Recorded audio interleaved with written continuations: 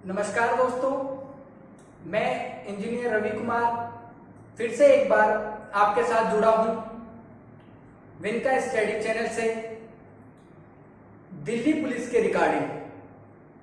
जैसा कि अपन ने लास्ट वीडियो में बात की थी सिलेबस के बारे में, फॉर्म भरने के बारे में और दिल्ली पुलिस के कुछ कंटेंट्स के बारे में, तो अपन ने उसमें एक बात कही थी कि अपन दिल्ली पुलिस के लिए सिलेबस लेके आएंगे और उसके साथ क्लासेस स्टार्ट करेंगे। तो आज से आपकी एक छोटी सी इंट्रोडक्शन क्लास स्टार्ट करने जा रहा हूं कंप्यूटर साइंस के माध्यम से। आपका पहला लेक्चर कंप्यूटर साइंस का होने जा रहा है। ये जो लेक्चर है ये बेसिक से थोड़ा सा आगे का अपन आज इस पे थोड़ा चर्चा करेंगे। बेसिक सभी बच्चों ने लगभग पढ़ रखी है, उसका डिस्कशन अपन बाद में करेंगे जो फंडामेंटल्स है। लेकिन जो चीजें बच्चों को डिफिकल्ट लगती हैं, जिन चीजों में बच्चों की पकड़ नहीं है, उनके बारे में आज अपन थोड़ी सी चर्चा करेंगे। इसके बाद नेक्स्ट डे से आपकी रेगुलर सारी क्लासेस स्टार्ट हो जाएंगी। आज बस आपकी एक इंट्रोडक्शन क्लास है कंप्यूटर साइंस के अंदर। तो आज अपन जो इंट्रोडक्शन क्लास होगी उसके अंदर आपके सिलेबस में एक टॉपिक दे रखा है। टॉपिक है डेटा कम्युनिकेशन। जब आप सिलेबस चेक करोगे, जैसा कि अपन ने लास्ट में डिस्कस भी किया था लास्ट वीडियो में सिलेबस के बारे में, तो उसके अंदर कंप्यूटर का भी सिलेबस दे रखा है। कंप्यूटर आप लोगों के 10 नंबर का आना है, 10 क्वेश्चन आने हैं। तो आज जो अपन बात करने जा रहे हैं वो कंप्यूटर साइंस के ऊपर है, उन 10 क्वेश्चनों के ऊपर है। तो आज का जो टॉपिक है अपना इंट्रोडक्शन क्लास के अनुसार वो है डेटा कम्युनिकेशन। कंप्यूटर के अंदर संचार के कंप्यूटर में किस प्रकार से आप डेटा को एक स्थान से दूसरे स्थान तक भेज सकते हो, उसके ऊपर ये लेक्चर अपन आज स्टार्ट करने जा रहे हैं। तो ये सारी चीजें जानने से पहले आपको कुछ छोटी सी बातें मालूम होनी जरूरी है। सबसे पहली चीज तो ये कि डेटा कम्युनिकेशन किसे कहा जाता है। डेटा कम्युनिकेशन किसे कहा जाता है? कम्युनिकेशन का अर्थ होता है संचार। क्या होता है? संचार। अब ये संचार क्या चीज होती है? What is the mean of संचार या कम्युनिकेशन? कम्युनिकेशन किसे कहा जाता है? जब दो कंप्यूटरों के मध्य या दो व्यक्तियों के मध्य या दो नेटवर्कों के मध्य डेटा का, निर्देशों का और सूचनाओं का आदान प्रदान किसी माध्यम द्वारा किया जाता है तो उसे संचार कहा जाता है, कम्युनिकेशन कहा जाता है। कहने का सीधा सा मतलब यह है, जब भी कोई दो व्यक्तियों के बीच कोई बातचीत होती है तो उस चीज को संचार कहा जाता है। कंप्यूटर में भी यही चीज होती है। जब दो कंप्यूटर, फर्स्ट कंप्यूटर और सेकंड कंप्यूटर, इन दो कंप्यूटरों के मध्य जब डेटा का, निर्देशों का और सूचनाओं का आदान प्रदान किया जाता है तो इस चीज को डेटा कम्युनिकेशन कहा जाता है। तो आई थिंक आप लोगों को अच्छे से समझ में आ गई होगी कि संचार किसे कहा जाता है। एक बार फिर से बता देता हूं, जब दो या दो से अधिक कंप्यूटरों के मध्य डेटा का, कच्चे तथ्यों का, निर्देशों का और सूचनाओं का आदान प्रदान किया जाता है तो उस चीज को डेटा कम्युनिकेशन या डेटा संचार कहा जाता है। ये तो बात हो गई कम्युनिकेशन की डेफिनेशन के बारे में कि कम्युनिकेशन किसे कहा जाता है। अब जब डेफिनेशन आपको मालूम हो गई तो इसके अंदर 3 वर्ड आए हैं। कौन कौन से? डेटा, निर्देश और सूचनाएं। इनका अर्थ भी आप लोगों को मालूम होना चाहिए, क्योंकि जब तक आपको इनका अर्थ पता नहीं होगा तब तक आगे की परिभाषाएं या आगे की प्रोसेस आप लोगों को नहीं समझ में आने वाली है। तो अब अपन बात करते हैं कि डेटा किसे कहा जाता है। जब भी आप कंप्यूटर पढ़ने जा रहे हो डेफिनेशन भूल जाओ, कोई नहीं पूछता डेफिनेशन कि कंप्यूटर किसे कहा जाता है, कंप्यूटर की फुल फॉर्म क्या होती है, ये चीजें नहीं आती हैं। इनसे ही छोटे छोटे क्वेश्चन उठा लिए जाते हैं। आजकल स्टैंडर्ड के क्वेश्चन पूछे जाते हैं कि जो बार बार, जब भी आप कंप्यूटर पढ़ोगे बार बार 3 नाम कंटिन्यूअसली आएंगे, डेटा, निर्देश, सूचनाएं। ये किस चीज का नाम है, क्या चीज होती है, डेटा और कम्युनिकेशन, ये सारी क्या चीजें हैं, तो इनके बारे में आपको पता होना चाहिए। तो इनके बारे में जानकारी देने से पहले मैं आगे एक पॉइंट पे चर्चा करना चाहता हूं, वो है संचार का रूप। अब जब अपन डेटा कम्युनिकेशन की बात कर रहे हैं कि डेटा कम्युनिकेशन कोई चीज होती है दो कंप्यूटरों के मध्य किसी भी प्रकार के लेन देन को कम्युनिकेशन या संचार कहा जाता है।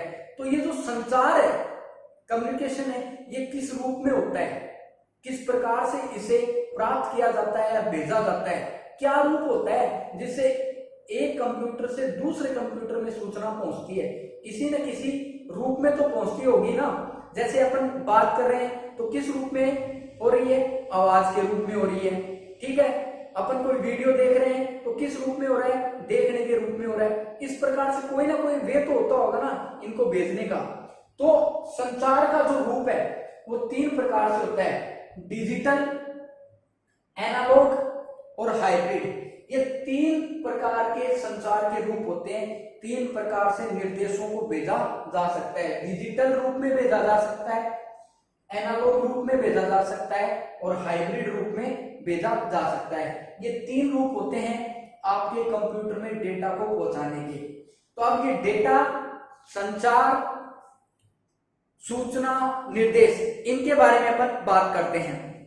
तो चलो बात करते हैं ये क्या चीज होती है।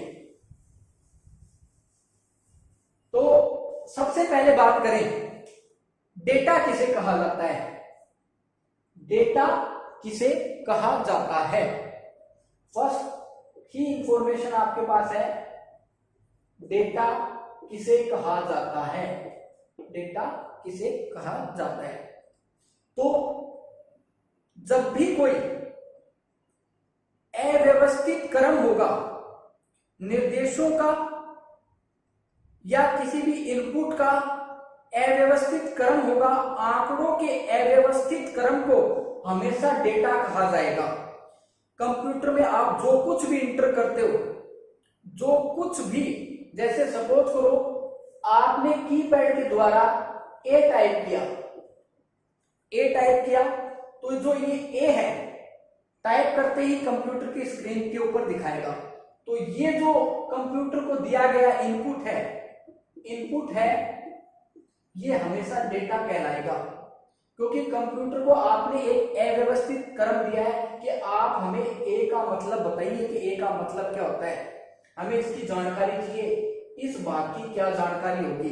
तो जो कुछ भी इनपुट दिया जाता है उसे हमेशा डेटा कहा जाता है, या आसान भाषा में बोला जाए तो आंकड़ों के अव्यवस्थित क्रम को डेटा कहा जाता है। क्या कहा जाता है, डेटा कहा जाता है। अब उदाहरण से समझिए, जैसे अपन स्कूल टाइम में अपनी अटेंडेंस वगैरह लगती थी, तो प्रत्येक स्टूडेंट का एक आइडेंटिफिकेशन होता था, उसका रोल नंबर होता था, उसका नाम होता था, नाम के आगे उसकी प्रेजेंट लगती थी, उसके कॉन्टेक्ट डिटेल होते थे, सारी इंफॉर्मेशन उसके नाम के अकॉर्डिंग होती थी।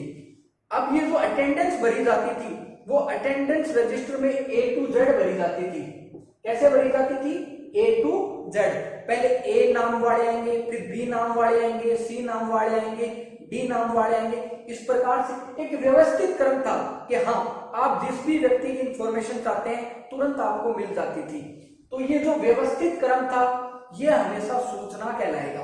क्या कहलाएगा, सूचना कहलाएगा। लेकिन अगर आपने इस व्यवस्था को खराब कर दिया, ए की जगह बी को डाल दिया, किसी की जगह किसी को डाल दिया, किसी के रोल नंबर के आगे किसी के मोबाइल नंबर, किसी के मोबाइल नंबर के आगे किसी का एड्रेस, तो ये क्या हो गया, अव्यवस्थित क्रम हो गया।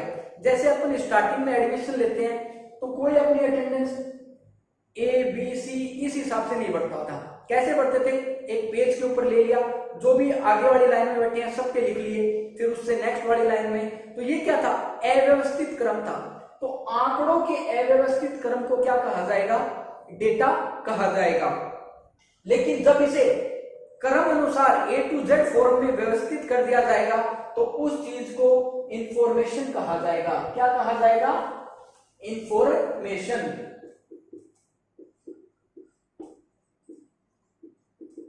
क्या कहा जाएगा, इंफॉर्मेशन कहा जाएगा, इंफॉर्मेशन या सूचना कहा जाएगा। तो आंकड़ों के अव्यवस्थित क्रम को डेटा और आंकड़ों के व्यवस्थित क्रम को इंफॉर्मेशन कहा जाएगा। और एक लोकल रूप में अगर आपको याद रखना है तो इनपुट तो हमेशा डेटा होता है और आउटपुट हमेशा इंफॉर्मेशन या सूचना होती है। डेटा प्रदान किया जाता है, इंफॉर्मेशन प्राप्त की जाती है। डेटा इनपुट किया जाता है और इंफॉर्मेशन ग्रहण की जाती है आउटपुट के रूप में। तो ये चीजें होती हैं डेटा और इंफॉर्मेशन।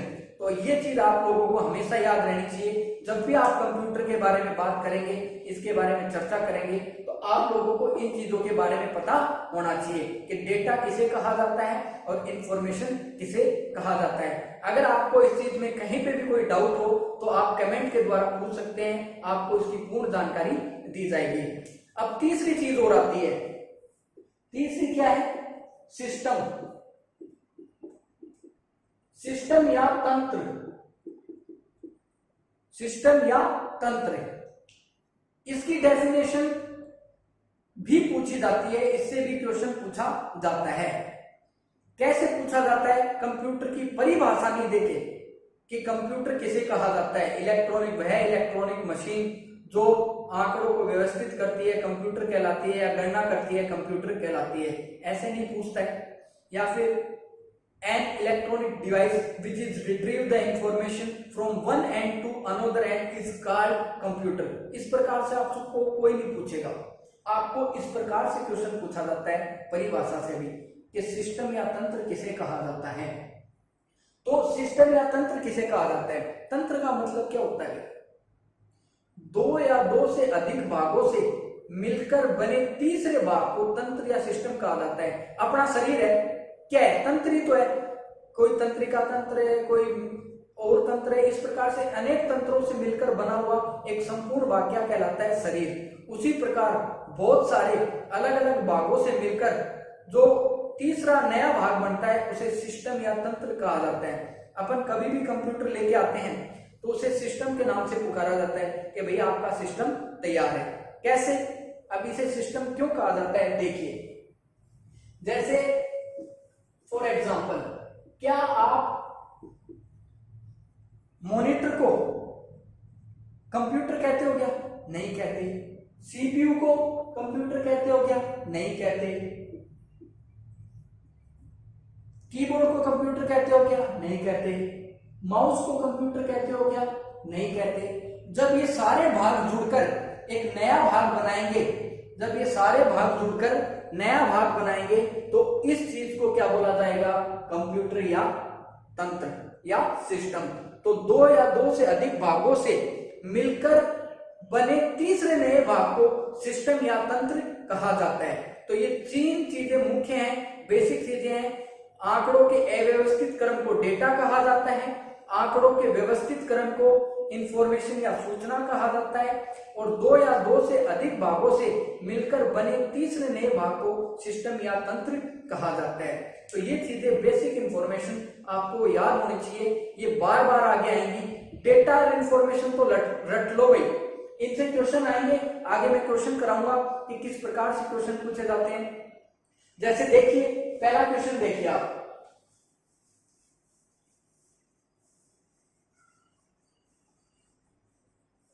पहला क्वेश्चन है, निर्देशों के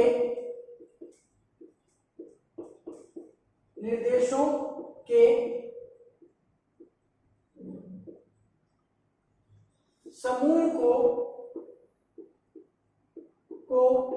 क्या कहा जाता है? कहा जाता है। नंबर एक, इंफॉर्मेशन। नंबर दो, डेटा।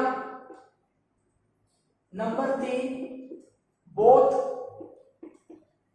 नंबर चार, नन। निर्देशों के समूह को क्या कहा जाता है? निर्देशों के समूह को क्या कहा जाता है?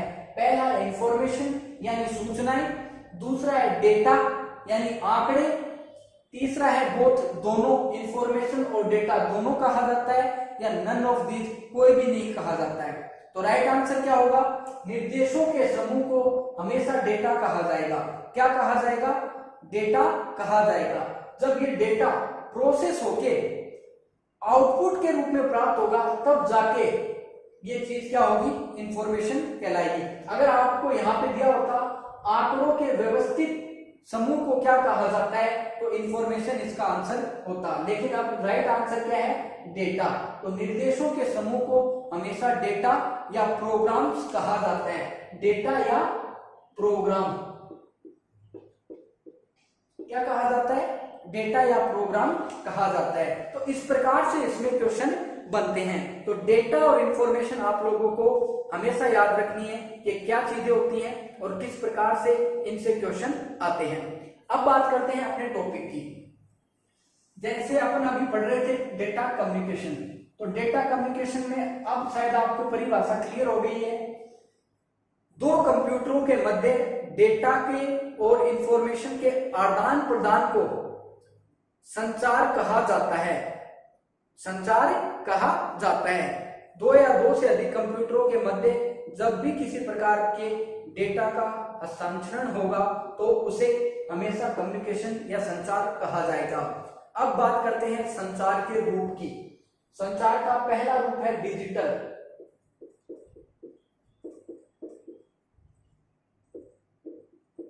संचार में संदेश हमेशा, जो संचार है, कम्युनिकेशन है, उसमें संदेश हमेशा किसी न किसी रूप में भेजे जाते हैं। तो वो किस रूप में भेजे जाते हैं, पहला आता है डिजिटल रूप में। अब ये डिजिटल क्या चीज है, डिजिटल रूप क्या होता है, तो बात करें डिजिटल रूप क्या होता है, तो आपने पढ़ा होगा कि कंप्यूटर हमेशा 0 और 1 की भाषा को ही समझता है। अगर आपने सपोज करें आपने कीबोर्ड है, आपने कीबोर्ड से ए प्रेस किया, ए को इंटर किया, तो आपका कंप्यूटर जैसे ही इसमें आपने कीबोर्ड के द्वारा सीपीयू को निर्देश दिया तो आपका कंप्यूटर इस ए को नहीं समझता है, उसे नहीं पता कि आपने क्या लिखा है, क्या सवाल उससे कर रहे हो। वो क्या करेगा, वो कीबोर्ड की सहायता से इसे 0-1 में बदल देगा। कंप्यूटर हमेशा 0-1 की परिभाषा ही जानता है, 0-1 के अंकों को ही समझता है और किसी दूसरी भाषा को नहीं समझता है। तो सबसे पहले इसे 0-1 में कन्वर्ट करेगा और इस 0-1 को ही डिजिटल कहा जाता है। क्या कहा जाता है, अंकों के रूप में कोई भी अगर संदेश दिया जाएगा तो वो हमेशा डिजिटल होगा। आपका कंप्यूटर हमेशा डिजिटल भाषा ही समझता है, इसके अलावा कोई भाषा नहीं समझता। वो आप उसे किसी भी रूप में संदेश दे दीजिए, चाहे एनालॉग रूप में दे दीजिए, चाहे हाइब्रिड रूप में दे दीजिए, चाहे डिजिटल रूप में दे दीजिए, वो हमेशा उसे 0-1 में ही बदलेगा और उसे 0-1 में ही समझेगा।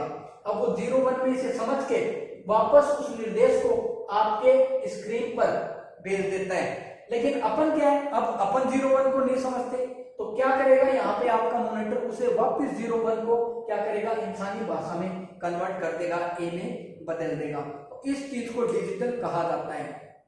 तो जो संदेश है वो या तो 0-1 के रूप में 0-1 के रूप में भेजे जाएंगे, डिजिटल रूप में भेजे जाएंगे।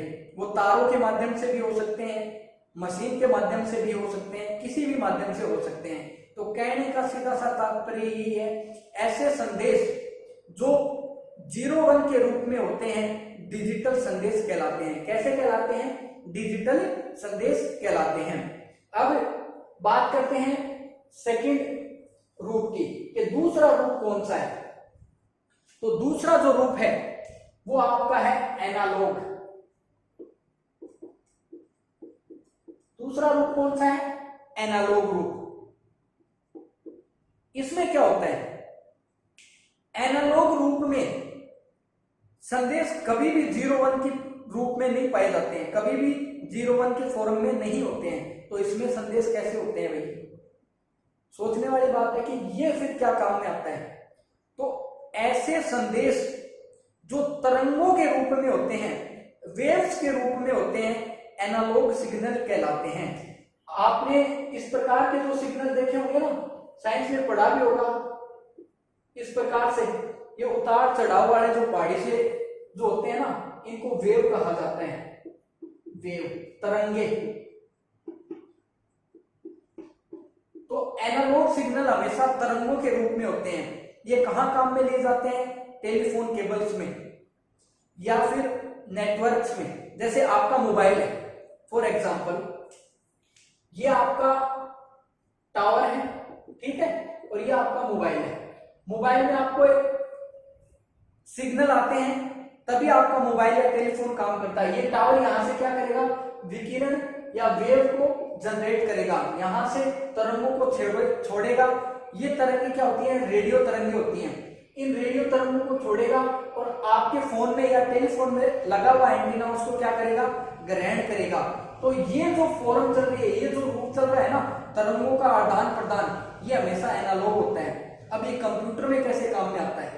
आप कंप्यूटर में इसका क्या यूज है भाई? कंप्यूटर में तो कोई एंटीना ही नहीं है।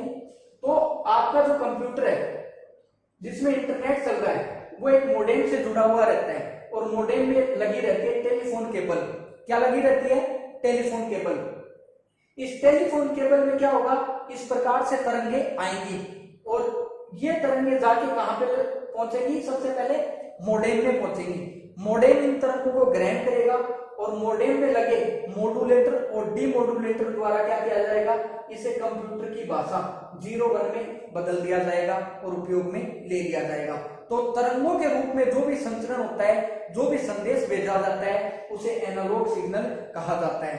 तो कम्युनिकेशन में हमेशा दो सिग्नल काम में आते हैं। डिजिटल सिग्नल कंप्यूटर काम में लेता है और एनालॉग सिग्नल इंटरनेट काम में लेता है। इंटरनेट के लिए हमेशा एनालॉग सिग्नल भेजे जाते हैं जो कंप्यूटर में आके डिजिटल में बदल जाते हैं। तो दो प्रकार के सिग्नल हमेशा आपके डेटा कम्युनिकेशन में काम में लिए जाते हैं।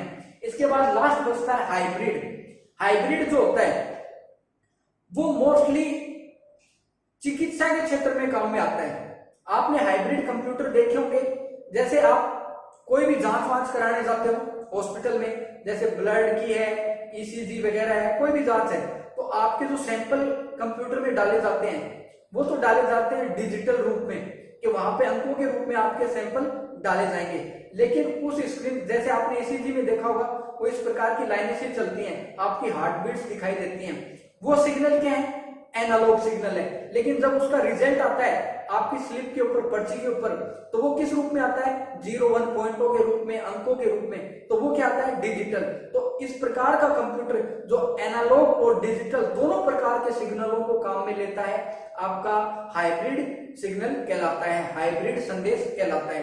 तो कम्युनिकेशन में एक कंप्यूटर से दूसरे कंप्यूटर में डेटा को भेजने के लिए एनालॉग सिग्नल को भी काम में लिया जाता है और डिजिटल संदेश को भी काम में लिया जाता है। दोनों संदेश डेटा को एक स्थान से दूसरे स्थान पर भेजने के लिए काम में लिए जाते हैं। तो ये एक बेसिक सी जानकारी थी कम्युनिकेशन के बारे में कि जब भी आप इंटरनेट एक्सेस करते हो उससे पहले क्या प्रोसेस होती है, किस प्रकार से सिग्नल आते हैं और किस प्रकार से वो संदेश एक कंप्यूटर से दूसरे कंप्यूटर में भेजते हैं। जैसे आप अपने मोबाइल से भी व्हाट्सएप वगैरह पे चैट करते हो तो वो सारा प्रोसेस इसी पे आधारित है। जैसे आपके मोबाइल पे सबसे पहले तो इंटरनेट पैक है, ठीक है, इंटरनेट पैक है। जैसे आपकी सिम है एयरटेल की, एयरटेल की सिम है, तो एयरटेल की सिम को चलने के लिए एयरटेल के नेटवर्क चाहिए, एयरटेल का नेटवर्क चाहिए। और वो नेटवर्क रेंज कहां से प्राप्त करता है? टावर से। तो टावर क्या करेगा? उसे एनालॉग सिग्नल भेजेगा, रेडियो तरंगे भेजेगा और आपका मोबाइल उस तरंगों को ग्रहण करेगा। तो यहाँ पे तो एनालॉग सिग्नल काम में आ गया और जैसे ही वो तरंगे आपके मोबाइल में आएंगी, आपका मोबाइल क्या करेगा? उसे डिजिटल रूप में 01 के रूप में कन्वर्ट कर देगा और जो कुछ भी आप टाइप करोगे वो सब 01 के रूप में कन्वर्ट होके ही टाइप होएगा। जैसे आपने लिखा राम, तो आपने स्क्रीन पर जो टाइप किया है राम, वो ऑटोमेटिकली आपका मोबाइल या कंप्यूटर 01 में कन्वर्ट करके अगले को भेज देगा। तो इस प्रकार से प्रोसेस चलती है डिजिटल और एनालॉग रूप में। इसी चीज को कम्युनिकेशन का रूप कहा जाता है। कम्युनिकेशन इसी प्रकार से किया जाता है जिसे डेटा संचार कहा जाता है। तो ये एक बेसिक सी जानकारी थी आज इंट्रोडक्शन क्लास में। कल इसके आगे के जो टॉपिक है उनके ऊपर चर्चा करेंगे कि किस प्रकार से इंटरनेट आया, किस प्रकार से चलाया गया, क्या क्या डिवाइस से काम में ली जाती है, कौन कौन सी तकनीकी काम में ली जाती है। मोस्ट इंपोर्टेंट टॉपिक है भाई, इंटरनेट से बहुत अच्छे क्वेश्चन आएंगे।